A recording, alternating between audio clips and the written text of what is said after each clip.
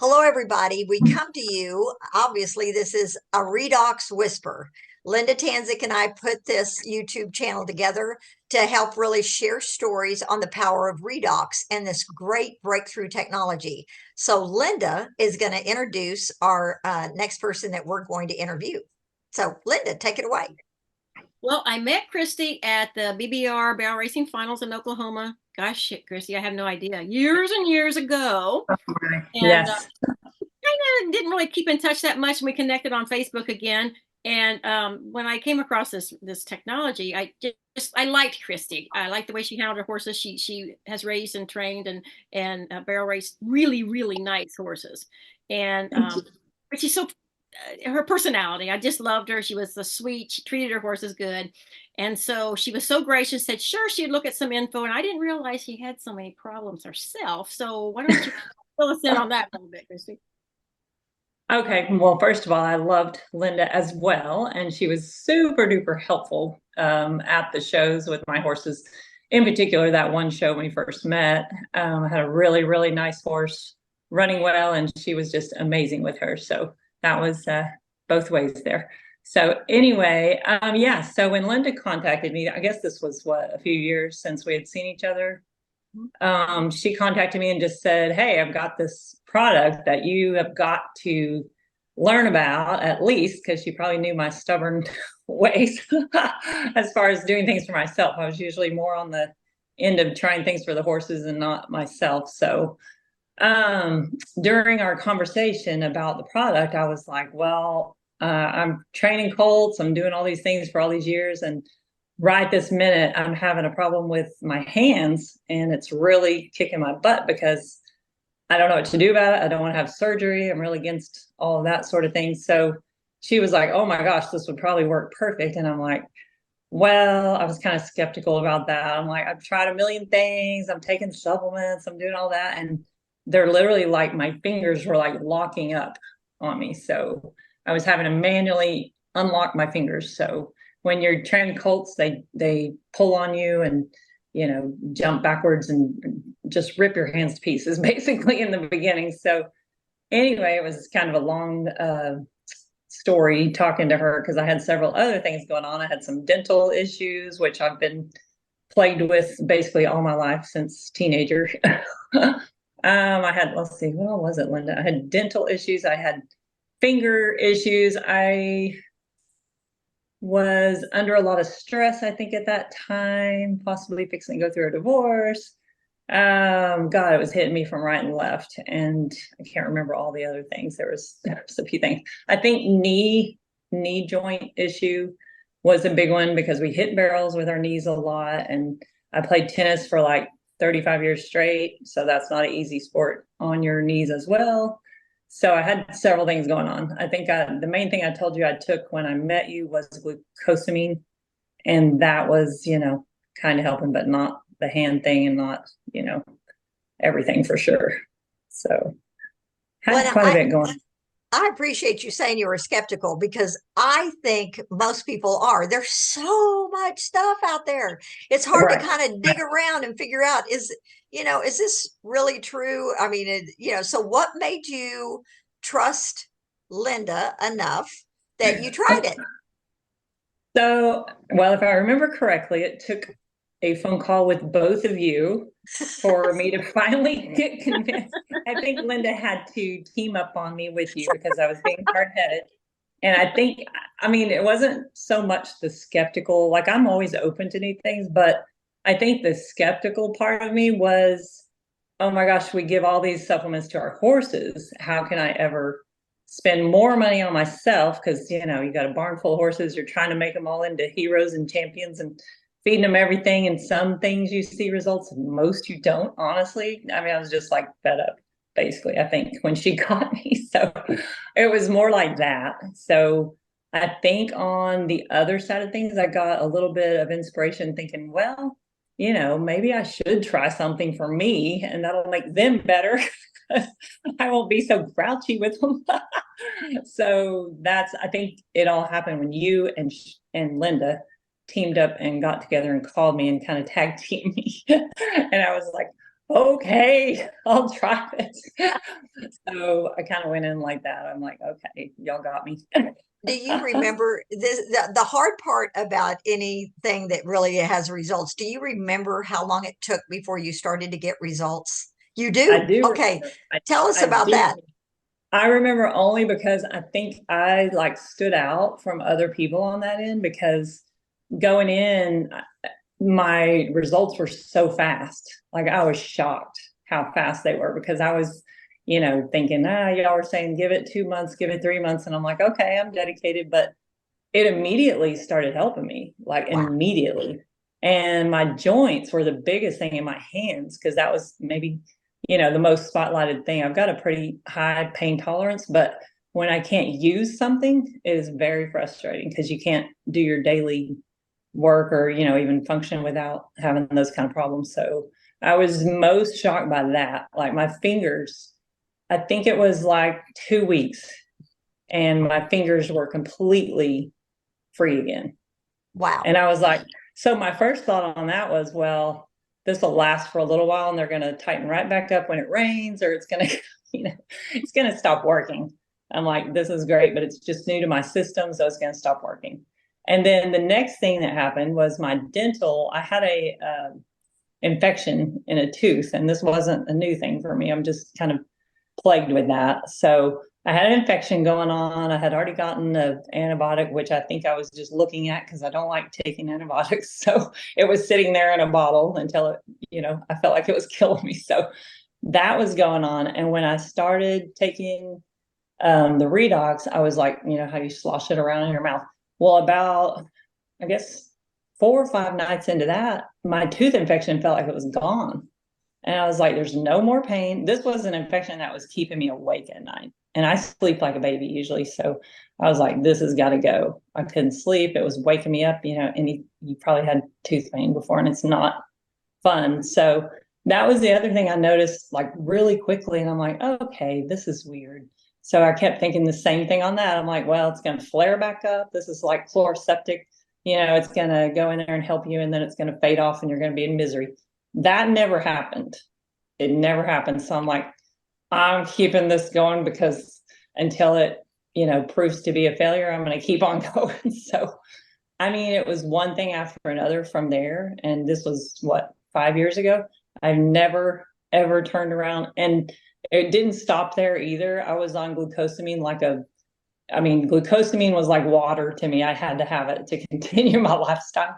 And I remember after like a year maybe of being on it, I thought, well, I feel so good and I'm sleeping so good and all these things have stopped bothering me. My knees did not creak. I thought, well, I'm gonna do a test and stop taking glucosamine. And I think I was taking some other supplements at the time. And I thought, well, if I drop those and I still don't start creaking in the knees or start hurting somewhere in my hands or joints, then I'm going to be a true believer for life. So I dropped all of the extra supplements completely, and I was just waiting. I'm like, it's going to kick in. My knee's going to shock me, or my hands are going to lock. Nothing ever happened. So I think at that point I called y'all. I'm like, I'm so glad you talked me into this. So, and I still say that every year. I tell anybody that's around me, I'm like, I'm so glad Sherry and Linda talked me into this. They had to work kind of hard at getting me in, but I will never. I tell my girlfriends I'll live in a cardboard box before I quit taking. That's awesome. That's awesome. Well, I know that at some point you started giving the ReDox to your horses. So Linda, Yes. do you want to talk about that for a minute at all? Do you want to interview her on this part? Because I'll be a little more lost on on the horse thing. Well, basically, she's just got to tell her wonderful stories.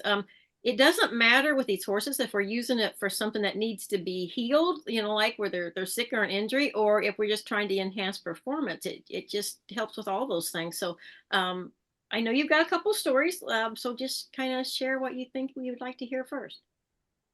Okay. Well, the first one that came to mind was my big gelding that I was running, I think, when I met you. And he was having some problems. We had gone through some trials training, and he was one of my first that I really kind of broke my old school training and decided to start running as a baby, which is kind of like not me. I'm real old school about training. I like to start them out running, actually running at 4 and 5. So I was breaking into running the 3-year-old thing, so the juveniles. So this horse had kind of gotten a lot of stress going on, and was really large and had some issues in the alley. And, you know, I think he and I even had a few accidents in the alley.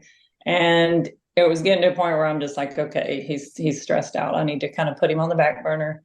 And that's when I think you and I had another conversation, and you're like, try this on him, you know. And I think I was at the point where I had so many horses, I didn't want to just give it to one and not all of them and that sort of thing. So I had procrastinated about it, but I'm like, okay, I'm going to make a dedicated, you know, kind of like try this on this one horse and see what happens. So I think I even went as far as to do the blood test on the horse first, because I'm like, I want to see what the blood levels do. And so I took him to the vet and we pulled the blood levels. And I think we were kind of watching for inflammation in him. And so I gave it to that horse. And the funny thing along the way about that is I was a little worried about giving it to him, how he would take it, and if it would be wasted, if they spit it out or whatever. He got to where, I think it was like the third night, he looked so forward to taking it. He ran to the front of the stall and grabbed the syringe. So that was a little side note. It was not hard to give. And since then, every horse I've given it to has literally grabbed the syringe and sucked it down. I don't know if it's just the taste of it or what, but they love it. So he was an easy one to do. And I did notice that he did relax a lot more in the alley. He seemed to progress without that stress so much. And it was a really good deal. Now, on the blood test, I don't think for some reason, I ever did the follow-up one at the end of it. Who knows why? I got scattered probably.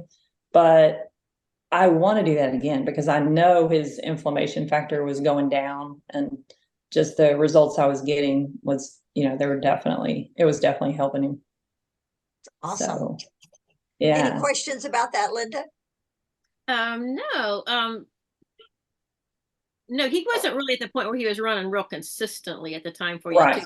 Kind of hard to make a comparison on that. Right. He was younger. Yeah, for sure. I think he was only between 3 and 4, so he wasn't old at all. But my bigger story, do you want me to talk about my bigger story with it? Yeah, if you can. My bigger horse story.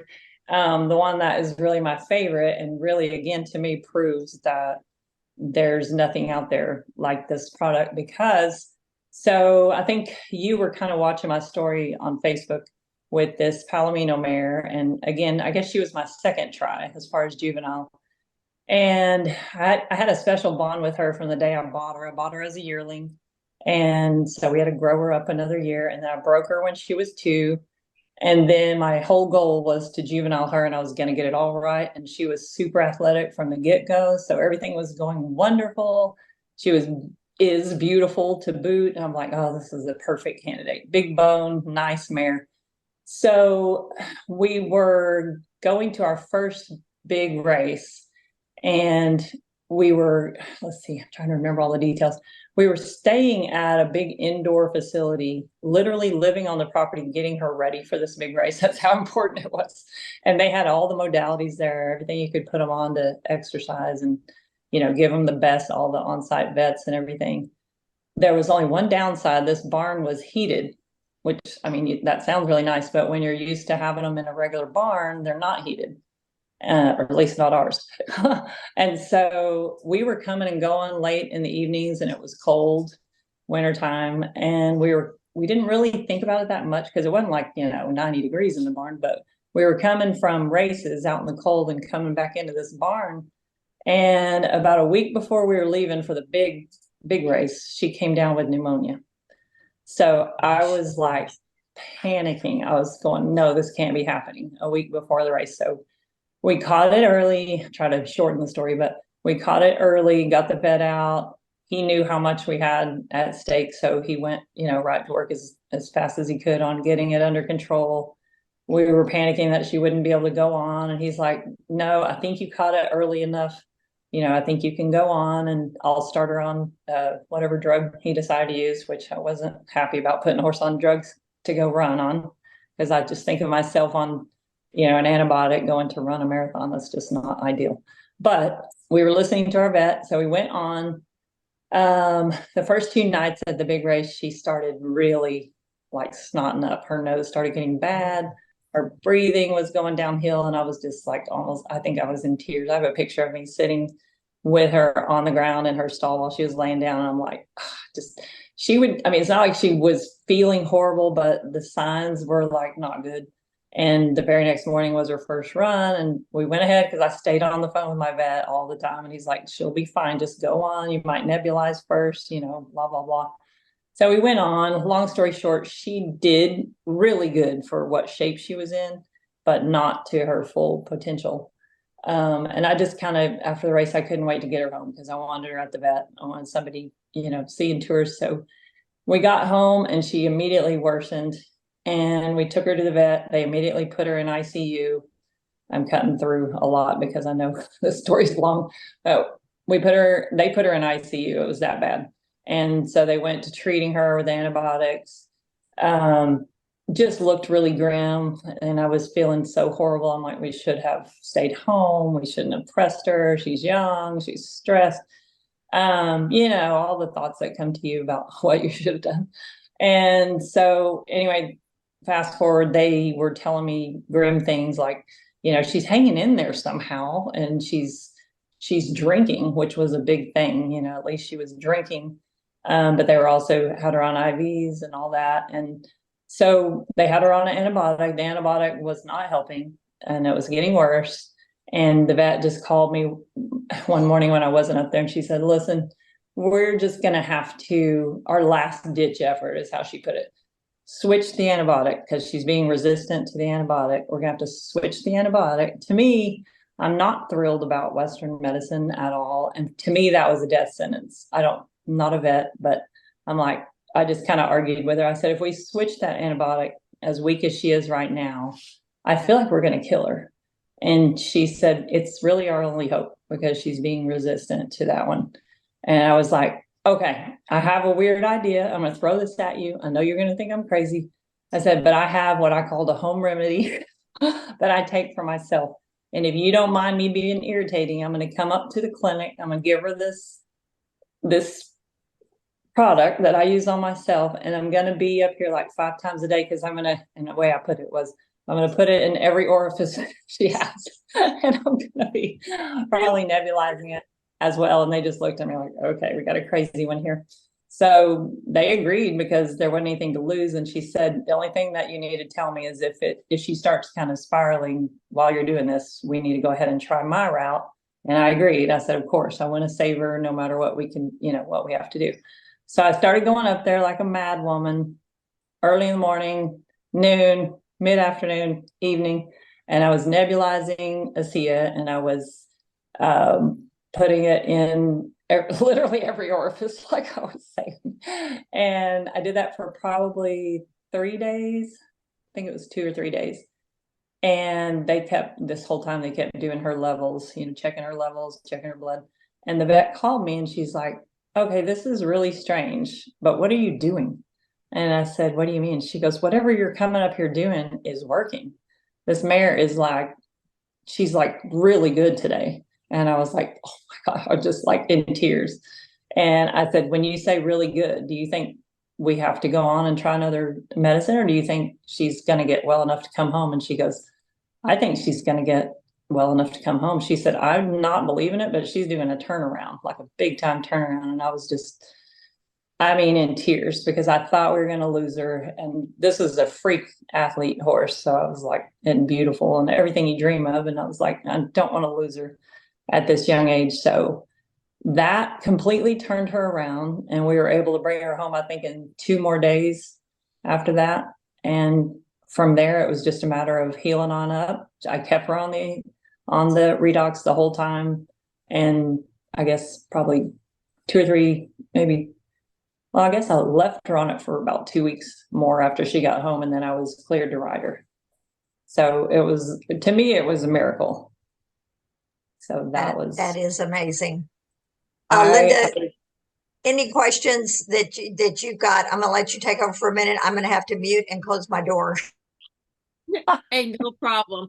Yeah, I remember seeing your posts on Facebook and how distraught you were, and yes, one good thing about this product, though, you said you give it in every orifice, and we do. We give it to them orally, we give it to them rectally, we give it to them topically. We have horses with eye problems, we give it in their eyes, and then of course the nebulizer is huge for getting it into their system really fast. So that's so cool about this. You can't do anything wrong, and when you have something so serious, most people aren't willing to do what you did, though, and right, right, So, and so last question for you, Kristi. First of all, I heard you say you'll never get off of it. You'll always be on it, and I love that, because that's like a commitment you don't hear a lot from, just certain things that you take or whatever, even though, it may be really good for you. It's like, I'm not going to make that commitment.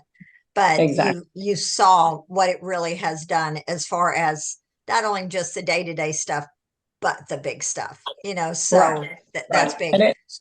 And it wasn't just me either. Like I have so many other stories, like my daughter's acne Oh completely yeah. cleared up. I wrote that on a post on the one of the Facebook pages, and I still get moms calling me and asking me about that, because Yeah. the teenage years, we had tried everything for my daughter, all the poisonous stuff, all the yucky stuff that you try for their poor little faces, and nothing was helping her. And we got her on a ASEA, and again, she was fast to get results. So we were just like, wow. We used the Renew 28 on her face and the ASEA, and it was gone.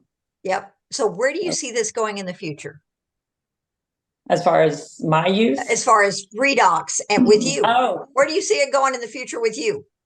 I mean, like I said, I'll never be without it. I think I will probably broaden it in my horse program more, and I already do. I mean, I give it to, if they come up with any kind of signs of anything like that mare did with the sniffles or anything, they do get right back on it. So I mean, I see it a part of my program forever. That's So awesome. I think it'll get better with technology probably. So I'm just thrilled to death about it. That's awesome. Thank you. Thank you so much for your time today. Linda, do you have anything else that you want to end with, No, or anything on I'm this? just thrilled. I know we'll have to drag her back on again because she's got some more stories we're going to need to hear about and get on documentation here for. But for now, I love it. Thank you so much, Kristi. Yes, thank y'all we for thank having you me. so much. And we thank you guys for tuning in to ReDox Whisper. Just remember, sometimes the biggest gift comes in a whisper. So thank you both. And yeah, we look forward to interviewing you again sometime, Kristi, and even getting more horse stories and all the other things that are going on. So thank you for your time today. Absolutely. Thank you for having me. All right.